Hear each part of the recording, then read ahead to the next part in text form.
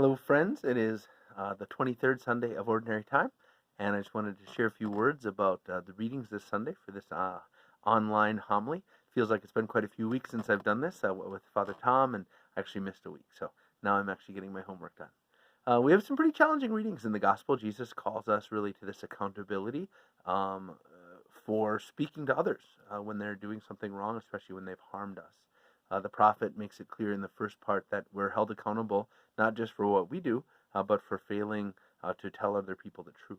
Um, this is super countercultural, right? This is really out of sync with our culture, which is so rooted in this kind of assumed relativism.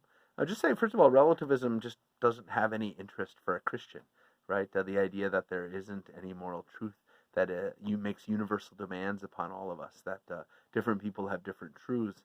Um, yeah, it's really convenient, but it doesn't have much even philosophical credibility. I mean, if you tell me there's no absolute truth, right? It's just really your truth and my truth. I would just simply ask you, is that true? Um, so the argument kind of refutes itself in the first step. Now, the reason why relativism has so much impact is because although it is obviously false, it's really, really convenient, right? It's really convenient to be able to justify and rationalize doing the bad things we want to do while still then, it seems strangely, calling other people out. When someone's car is stolen, it doesn't seem to me that anybody says, well, maybe the guy who stole my car, maybe he's into that, right? Maybe that's his thing. No, we say, no, give me my car back. Don't steal my car. So again, relativism is kind of philosophically silly. It's very convenient, and so it's something we can all fall into, whereby we perhaps make moral demands on others, but avoid them or sidestep them ourselves. Second of all, Jesus makes it clear that we are called to offer correction to the people we love, to the people we encounter, especially when they have harmed us. Now, this is really easy to do poorly, right? We can correct somebody harshly, aggressively. We can be unfair to them. We can kind of play it high and mighty, like we never make mistakes. And all of those things would empty our correction really of much impact, right? But because it's easy to do this poorly, we shouldn't there then falsely draw the conclusion that it's not something we're supposed to do. We are supposed to do it. We're called to do it well and lovingly, patiently, kindly, discerningly. And that's really hard. It's easy for me to say that looking at this camera, but it's a hard thing to do in practice. Well, Jesus calls us to do lots of hard things. He says, take up your cross and follow me. Walking after the Lord, living in accord with his word is never really shouldn't be expected to be easy. And offering this loving fraternal correction is not something that's easy, but it is part of it.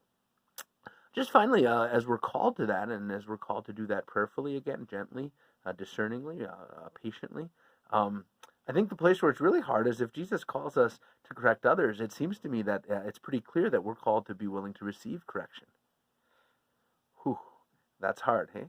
When someone tells us that we've done something wrong, or we've done something poorly, or we've made a mistake, or we've hurt them in some way. It's really easy when someone brings something to our attention that we've done wrong to be defensive, whether that's exteriorly or interiorly. It's really easy to push back, to be angry, to justify and excuse the mistakes we've made. But it's actually a great blessing to have someone who cares about us enough to give us correction, even if they don't do it well, even if they don't do it lovingly and patiently. But when correction's offered to us, it's actually a great spiritual opportunity. May God bless us enough, may God love us enough to give us friends and family members who love us and will correct us. God save us from being in a situation where the people around us don't have the courage or the moral kind of wherewithal to correct us when we're in need of correction. We will be greatly blessed if we're able to receive correction in patience and in humility, and it would be very perilous for us spiritually to have no one around who's willing to correct us. So we hear these readings proclaimed. They really rub us, I think, a little bit against the grain. Certainly they rub against the grain of our culture, and yet the truth they proclaim is beautiful and necessary. We ask the Lord for the courage to give correction to the people around us when that's needed, and to do that well. And we beg the Lord for the very great gift of humility, of receptivity, of kind of the courage and the trust in God to receive correction and to allow it to be a blessing that helps us grow. Know of my prayers for you, and please pray for me.